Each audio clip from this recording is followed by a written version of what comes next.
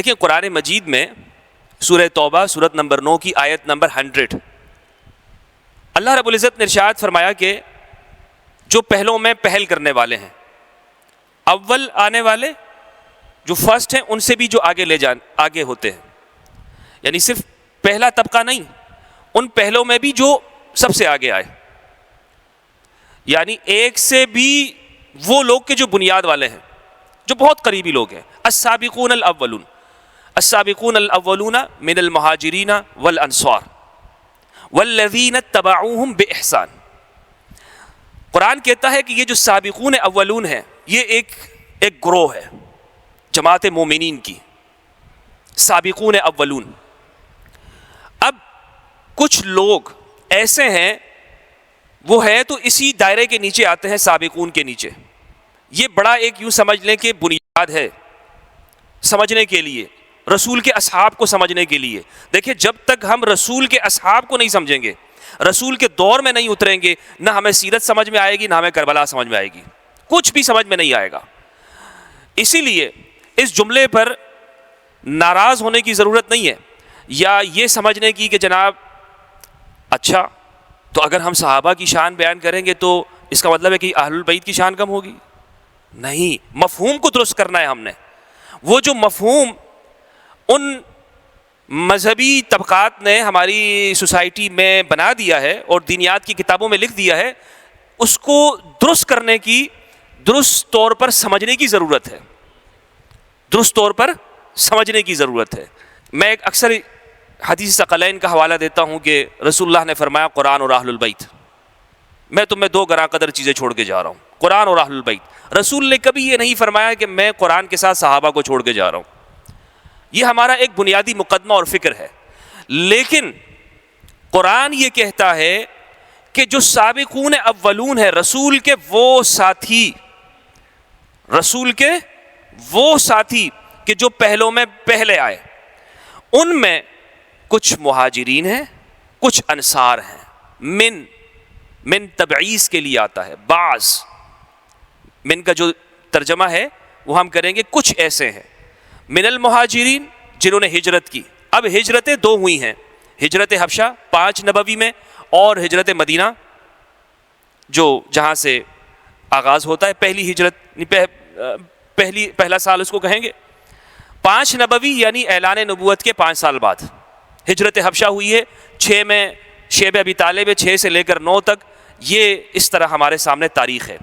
اور ہجرت حبشہ یعنی جنہوں نے مہاجرین وہ گروہ کہ جو ہجرت حبشہ بھی کیا ہے اور جنہوں نے ہجرت مدینہ بھی کی ہے۔ انصار وہ لوگ ہیں کہ جو رسول کو دعوت دینے والے ہیں مدینہ میں۔ ان کے بنیادی طور پر 2 طبقات ہیں، پہلے 6 افراد تھے، پھر 12 تھے، اور ایک قول کے مطابق 72 تھے۔ بیعت عقبہ اولیٰ اور بیعت عقبہ ثانیہ اور ثالثہ یہ بیان کی جاتی ہے۔ یہ جو انصار مدینہ ہیں، یہ ان میں بھی جو پہلے لوگ آئے، یہ نہیں کہ مدینہ میں رسول 10 سال رہے ہیں تو اگر 9ویں سال میں بھی ایک بندہ آ جائے تو وہ اس کیٹیگری میں شامل ہوگا، ٹھیک ہے۔ یہ میں عرض اس لیے کر رہا ہوں کہ تاکہ ہمیں رسول کے دور میں جو لوگ ہیں ان کے بارے میں جو قرآن کہہ رہا ہے، ان کے بارے میں جو قرآن ہمیں بتانا چاہ رہا ہے، وہ درست طور پہ سمجھ میں آ جائے۔ اگر ہمیں یہ جگہ سمجھ میں آ گئی، یہ آیت ہمیں سمجھ میں آ گئی، تو ہمیں یہ بات بالکل روز روشن کی طرح آیا ہو جائے گی کہ سنی شیعہ کا کوئی مسئلہ ہی نہیں ہے، کوئی مسئلہ، کوئی اختلاف ہی نہیں ہے کسی طرح کا۔ بات کیا ہے کہ قرآن کو پیش کیا جائے۔ تو قرآن نے کہا کہ جو پہلوں میں پہل کرنے والے ہیں، مہاجرین ہیں، انصار ہیں۔ یہ کون لوگ ہیں؟ یہ وہ لوگ ہیں جنہوں نے ہجرت کی ہے، رسول کی مدد کی ہے، رسول کے ساتھ مشکل وقت میں رہے ہیں۔ اب جس نے ہجرت نہیں کی یا جس نے نصرت نہیں کی، رسول کو بلایا نہیں ہے مدینے میں، وہ 12 یا 72 لوگ شروع کے، جس کے سردار ہیں ابو ایوب انصاری، سعد بن عبادہ الخزرجی، سعد بن معاذ وغیرہ۔ تو جو بعد میں آتا ہے، بعد میں، اور یہ بعد کی جو ڈیٹ ہے یہ کب بنے گی؟ رسول نے کہا کہ اب مکہ کی فتح کے بعد یا حدیبیہ کے بعد اے میرے صحابہ کسی کی ہجرت نہیں ہے. ٹھیک ہے, ایک لائن رسول نے کھینچ دی, یہ لائن بنا دی کہ ہجرت. اب اگر کوئی کہے مکہ فتح ہو گیا اور وہ بعد میں مدینہ آ کے رہنے لگ جائے اور وہ کہے کہ میں نے اسلام کے لیے مکہ چھوڑ دیا ہے, وہ مہاجرین میں شامل ہونا چاہے, مہاجرین میں شامل ہونا چاہے یا انصار میں شامل ہونا چاہے, تو قرآن کیا کہتا ہے؟ رسول نے فرمایا لا ہجرت بعد الفتح. بھائی اب مکہ فتح ہو گیا, اب جہاں پر رہتے تھے وہیں پہ رہو, جہاں پہ رہتے تھے وہیں پہ رہو. اب کیا ہے تمہارا کام, کیا ہے تم سے کیا مطالبہ ہے؟ تم سے مطالبہ یہ ہے کہ تم یہ دیکھنا کہ سابقون اولون جدھر جاتے تم ادھر جانا. تمہارا کام یہ ہے کہ تم یہ دیکھنا کہ سابقون اولون جعفر طیار, عمار یاسر, ابو ذر, سلمان, خزیمہ, خباب, براء, جلیل القدر صحابہ, مقداد, یہ جدھر علی, اللہ اکبر, علی, یہ لوگ جدھر جاتے ہیں یہ سابقون اولون ہیں. اچھا, اور خواتین میں, خواتین کی سابقون اولون ام المؤمنین خدیجہ الکبریٰ سلام اللہ علیہا, اللہم صلی علی محمد وآل محمد. وقت بہت مختصر ہے, میں تیزی کے ساتھ آج میں آپ کے سامنے سے اپنے الفاظ کو گزارنے کی کوشش کروں گا, پیش کرنے کی کوشش کروں گا. ایک اور خاتون ہیں سابقون اولون میں جنہیں اکثر طور پر ہمارے ہاں بیان ہی نہیں ہوتا, فاطمہ بنت اسد سلام اللہ علیہا, رسول کی ماں, اللہ اکبر, رسول کی ماں فاطمہ بنت اسد زوجہ ابی طالب علیہ السلام. رسول کہتے تھے میری ماں ہے فاطمہ بنت اسد, اور میں اپنی پیاری بیٹی کا نام بھی اپنی پھوپھی کے نام پہ رکھتا ہوں, فاطمہ فاطمہ فاطمہ. اس نام سے رسول کو بہت محبت تھی. ایک وجہ یہ بھی ہے اپنی پیاری شہزادی کا نام رکھنے کی, میری ماں نے, ان کا نام یہ تھا. اور صحابہ یہ کہتے ہیں کہ ہم نے رسول کو اس سے زیادہ غمگین کبھی نہیں دیکھا کہ جس دن ان کا وصال ہوا تھا, جس دن فاطمہ بنت اسد کا وصال ہوا تھا. اور یہ فاطمہ بنت اسد سلام اللہ علیہا یہ واحد خاتون ہیں, یعنی امام علی کہ جو دو ہاشمیوں کے اولاد ہیں, والدہ بھی ہاشمیہ, والد بھی ابو طالب ہاشمی, دونوں سلسلے ہاشمی ہیں. یہ امام علی کا جو اعزاز ہے وہ اس وجہ سے بھی ہے. تو رسول نے, صحابہ یہ کہتے ہیں کہ ہم نے بہت غمگین دیکھا رسول کو, اتنے غمگین, اتنے اداس, اور خود ہی قبر کھودتے رہے اپنی والدہ کے لیے.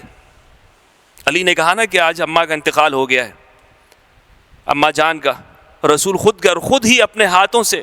صحابہ نے کہا یا رسول اللہ آپ ہمیں اجازت دے کہ ہم کھودیں. نہیں نہیں نہیں, یہ میری ماں ہے. یہ وہ ہے کہ جب کھانے کا وقت ہوتا تھا تو علی کو نہیں دیتی تھی, مجھے کھلاتی تھی, پہلے مجھے دیتی تھی اور علی کو پیچھے کر دیا کرتی تھی. اس نے علی کی ایسی تربیت کی ہے.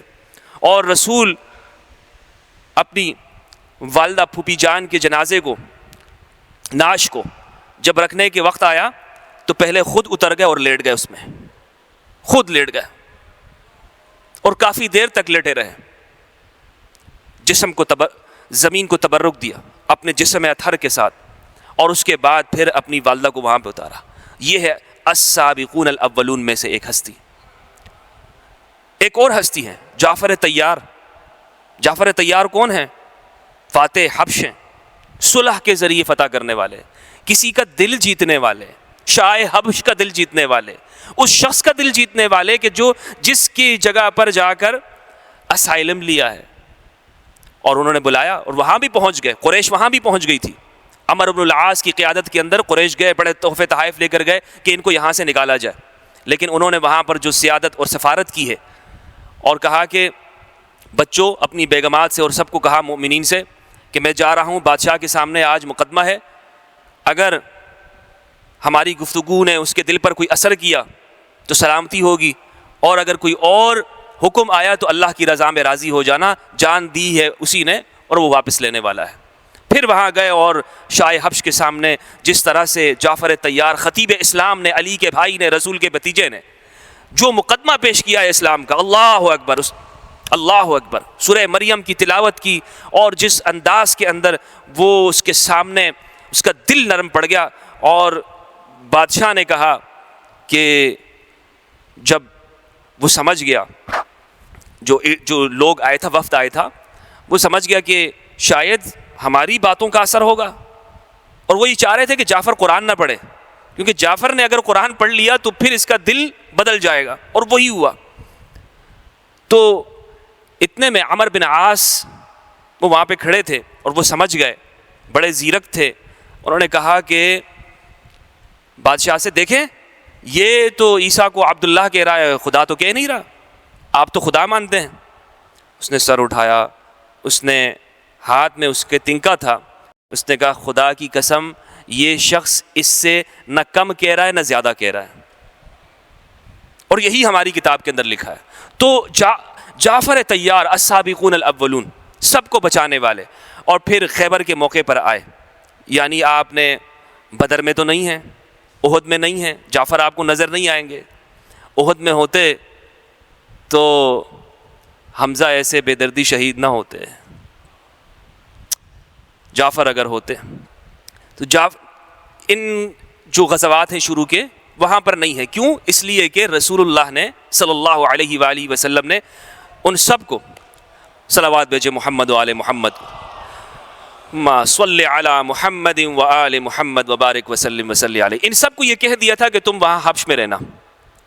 تو اسی لیے یہ بدر میں نہیں ہے، لیکن بدر کا پورا ثواب ان کو حاصل ہے رسول کے کہنے کے اوپر۔ بھائی دین ہے کیا؟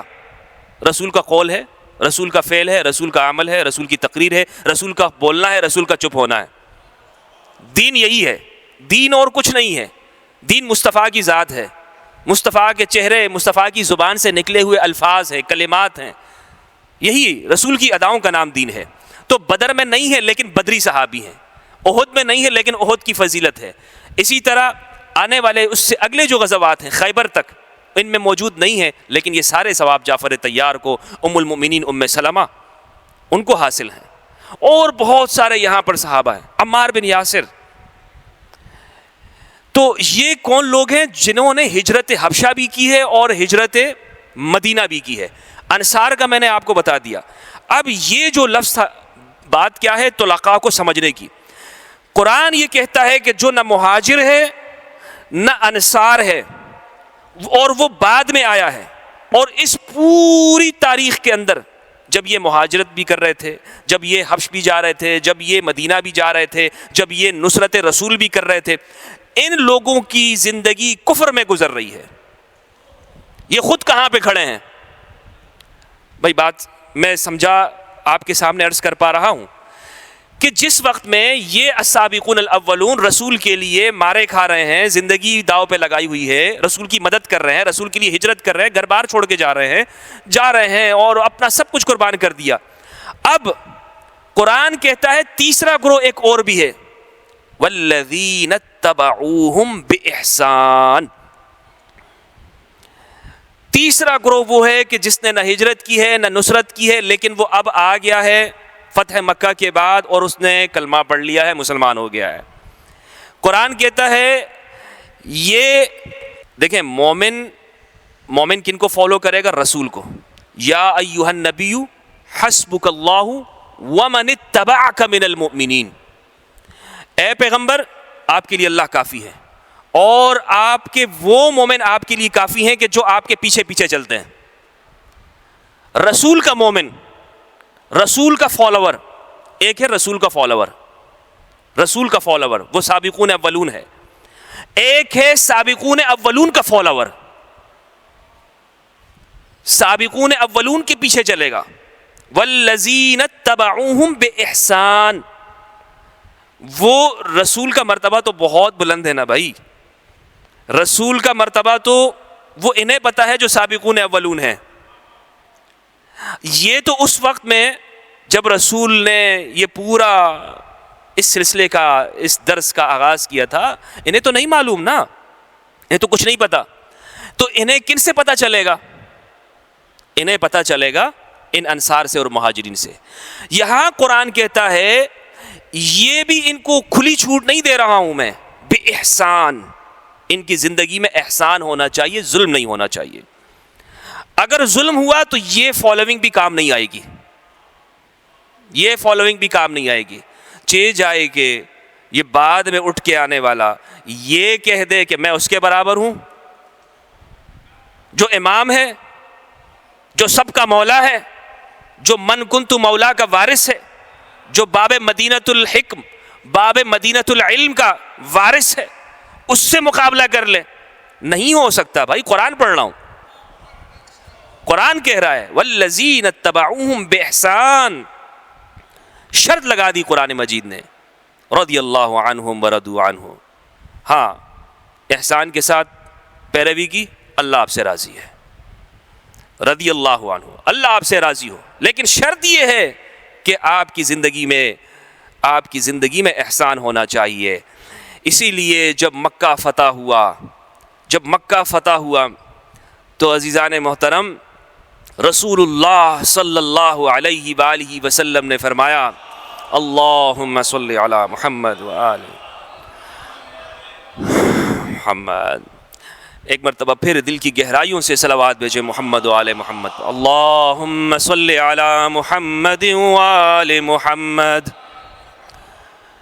رسول نے یہ اعلان کیا، سعد بن عبادہ الخزرجی البدری رضی اللہ عنہ، انہوں نے کہا کہ آج تو ہم بدلہ لیں گے، آج تو ہم گردن کو گردن سے جدا کر دیں گے۔ رسول اللہ کے کانوں تک یہ آواز پہنچی، آپ نے فرمایا کہ جاؤ قیس اپنے والد سے علم لے لو اور تم اس کو تھام لو، سرداری آج تمہارے ہاتھ میں ہے، اور یہ اعلان اور منادی کرا دو لا تثریب علیکم اليوم، آج تم پر کوئی گناہ نہیں ہے، آج تم پر کوئی مواخذہ نہیں ہے، کوئی پکڑ نہیں ہے۔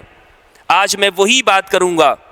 کچھ لوگ گھبرا گئے کہ آج کیا ہوگا، آج تو خون کی ندیاں بہہ جائیں گی۔ رسول اللہ نے فرمایا آج میں وہی بات کروں گا کہ جو میرے بھائی یوسف ابن الکریم یوسف نے اپنے بھائیوں کو معاف کرتے ہوئے کہا تھا، اذهبوا فانتم الطلقاء، جاؤ تم سب کے سب آزاد ہو، طلقاء ہو، تم سارے کے سارے آزاد ہو۔ کتنا خوبصورت ٹائٹل دے دیا رسول اللہ نے، طلقاء، عظیم ٹائٹل، طلقاء، آزاد ہو، تمہیں مارا نہیں جائے گا، تمہیں کچھ نہیں کہا جائے گا۔ یہ رسول اللہ کی رحمت ہے، رحمت للعالمین ہے، ہر انسان کے لیے آپ رحمت ہیں، چرند پرند کے لیے، دنیا کی ہر شے کے لیے آپ رحمت ہیں۔ تو آپ نے اس موقع پر اعلان فرمایا من دخل بیت اللہ یا من دخل الحرم فہو آمن، جو حرم میں داخل ہو گیا امانت میں، من دخل بیت ابی سفیان فہو آمن، جو ابو سفیان کے گھر میں گیا، اس طرف چلا گیا، امن میں۔ بھائی وہی جائے گا جن کا تعلق ہوگا نا، وہی جائے گا۔ اور جو من اغلق بابا فہو آمن، جس نے اپنے دروازے بند کر دی امن میں، کسی کو کچھ نہیں کہا جائے گا۔ تو لقا بخاری کے اندر روایت ہے، صحیح بخاری کے اندر، صحیح بخاری میں انس رضی اللہ عنہ سے روایت ہے، غزوہ حنین کے چیپٹر کے اندر امام بخاری نے اس کو نقل کیا، اور یہ حدیث اس پورے قضیے کو ہمیں سمجھا دیتی ہے کہ یہ جو واقعات ہمارے سامنے ہیں۔ غزوہ حنین ہوا ہے فتح مکہ کے بعد، غزوۃ طائف بھی اس کو کہتے ہیں۔ اس غزوہ حنین کے اندر حضرت انس کہتے ہیں کہ قرآن مجید نے اس کا جو نقشہ کھینچا ہے نا غزوہ حنین کا، قرآن کہتا ہے کہ زمین بھی تمہارے نیچے سے ہل رہی تھی، یہ وقت آ گیا تھا، ایسا مرحلہ آ گیا تھا۔ تو قرآن یہ کہتا ہے، حدیث میں ہے کہ حضرت انس فرماتے ہیں کہ 12,000 کا لشکر تھا، 10,000 اس میں دوسرے لوگ تھے یعنی مہاجرون انصار، اور 2,000 اس میں طلقاء تھے۔ تقریباً یہ پورا کا پورا جو لشکر ہے 12,000 کا تھا، کیونکہ فتح مکہ پہ جو مدینہ سے جو لوگ آئے تھے وہ 10,000 کی تعداد میں تقریباً تھے۔ مکہ کے اندر فتح مکہ پہ بہت ہزاروں کی تعداد میں لوگ مسلمان ہونے لگے، لیکن جنگ میں وہی جاتے ہیں کہ جنہوں نے تیاری کی ہوتی ہے یا جو اس کے لیے تیار تھے۔ تو بہرحال 12,000 کا یہ لشکر تھا۔ حضرت انس کہتے ہیں اس میں طلقاء بھی تھے اور وہ لوگ بھی تھے کہ جو مہاجرین تھے اور انصار تھے۔ ایک وقت آیا کہ سب لوگ یہاں پر امتحان میں مبتلا ہو گئے، تو رسول اللہ نے آواز دی، رسول اللہ نے فرمایا او میرے انصار، او میرے انصار، او میرے انصار، او میرے مددگارو۔ ہم نے کہا لبیک و سعدیک یا رسول اللہ، ہماری جان آپ پہ قربان ہو، ہماری زندگی آپ پر قربان ہو، لبیک۔ ہم کہیں نہیں گئے، ہم یہیں پر ہیں۔ انصار مدینہ، ان کی وفاداری دیکھیں رسول کے ساتھ، قرآن یوں نہیں ان کی تعریف کر رہا، کہا ہم حاضر ہیں یا رسول اللہ، کہا انا عبداللہ و رسولہ، میں اللہ کا بندہ ہوں، اس کا رسول ہوں۔ آج ان کو شکست ہوگی، آج اس لشکر کو، حوازن کے لشکر کو اور اس ثقیف کے لشکر کو شکست ہوگی، تو ہم نے رسول اللہ کا ساتھ دیا۔ لیکن صحابی رسول فرماتے ہیں کہ جب مال غنیمت کی تقسیم کا وقت آیا تو رسول اللہ نے ہمیں چھوڑ کر سب کو دے دیا، سب کو دے دیا، ہمیں کچھ نہیں دیا۔ تو یہ بات ہم انصار کے کچھ لوگوں کو ایسی لگی کہ کہیں خدا جانے رسول، ہم تو رسول کے اشاروں کو دیکھتے ہیں نا، وہ تو رسول کے اشاروں کو دیکھ رہے تھے، ایسا کیوں کیا رسول نے؟ تو آپ تک جب یہ بات پہنچی، آپ نے کہا انصار یہاں آؤ، انصار یاد رکھو یہ مال میں نے ان کو دیا ہے، میں تمہارے ساتھ ہوں، یہ مال ان کو دیا ہے۔ لو سلک الناس، بخاری کے الفاظ ہیں صحابی رسول کی، لو سلک الناس وادیا، لو سلک الناس وادیا والانصار شعبا لاتبعتہ۔ رسول فرماتے ہیں اگر لوگ الگ رستوں پہ چل رہے ہوں اور انصار گھاٹیوں میں اتر رہے ہوں، میں انصار کے پیچھے اترتا رہوں گا، میں انصار کے ساتھ رہوں گا۔ یہی وہ انصار ہیں قرآن جن کی مدح کر رہا ہے۔ قرآن نے کہا، رسول اللہ نے فرمایا کہ لوگ مال لے گئے، تم اپنے گھروں میں محمد کو لے گئے صلی اللہ علیہ وآلہ وسلم۔ تو ان کی مدح بیان کی، قرآن نے بھی بیان کی، رسول نے بھی بیان کی، علی نے بھی بیان کی۔ اور اسی لیے یہ جو انصار مدینہ ہیں، میں نے عرض کیا تھا اپنی پچھلی گفتگو کے اندر کہ 100 بدری صحابہ علی کے ساتھ صفین میں شہید ہوئے ہیں، علی کا ساتھ دیتے ہوئے، جمل میں بھی تھے، صفین میں بھی تھے 100 بدری، اور 700 بیعت رضوان کے صحابہ، اور 1000 وہ صحابہ کے جو اہل مدینہ میں سے تھے، امام علی کے جانثار تھے۔ اسی لیے ابو ایوب انصاری یہ کہتے ہیں کہ جب میں کیا رشتہ تھا ابو ایوب انصاری کا امام علی کے ساتھ۔ ایک مرتبہ آئے امام علی اپنے اصحاب کے ساتھ مسجد کوفہ کے صحن میں بیٹھے ہوئے ہیں، تو دور سے دیکھا کہ کچھ لوگ گرد و غبار کے اندر اٹے ہوئے ہیں، انہوں نے کہا السلام علیک یا مولایا، السلام علیک یا مولایا، آپ پر سلام ہوئے ہمارے مولا اور آقا۔ امام علی نے فرمایا میں تمہارا مولا ہوں، تم میرے غلام ہو، تم تو عرب ہو، میں تمہارا مولا کیسے ہو سکتا ہوں؟ تم تو عرب ہو، تم کبھی کسی کے غلام نہیں رہے۔ کہا یا امیر المؤمنین، ہم غدیر کو نہیں بھولے ہیں، ہم غدیر کو نہیں بھولے ہیں، ہمیں یاد ہے کہ رسول اللہ صلی اللہ علیہ وآلہ وسلم نے فرمایا تھا من کنت مولاہ فہذا علی مولا، اللہم وال من والا وعاد من عادا۔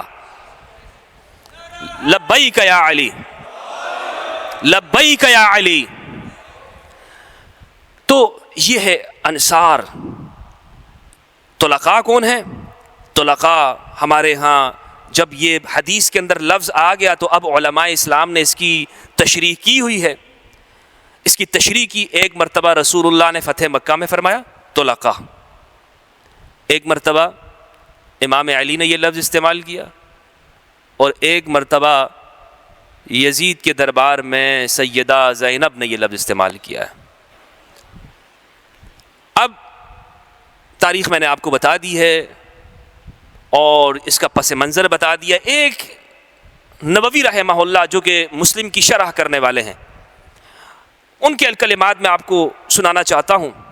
وہ فرماتے ہیں کہ یہ جو طلقاء ہے نا، اس کا مطلب ہے کہ جب بندہ پکڑا جاتا ہے پھر اس کو چھوڑ دیا جاتا ہے۔ صرف یہ نہیں کہ پکڑے نہیں گئے اور چھوڑ دیے گئے. اذا اسر ووثقہ، اور ہاتھ پیر باندھ دیے جائیں، پھر اس کو کہا جائے چلو جانے دو. یہ ہے طلقاء، یہ لوگ ہیں طلقاء. یہ امام نووی رحمہ اللہ نے کہا. ابن عبد البر الاندلسی، اندلس کے ایک بڑے عالم مالکیہ فقہ کے، الاستذکار، انہوں نے ایک کتاب لکھی ہے فقہ مالکیہ کے اندر.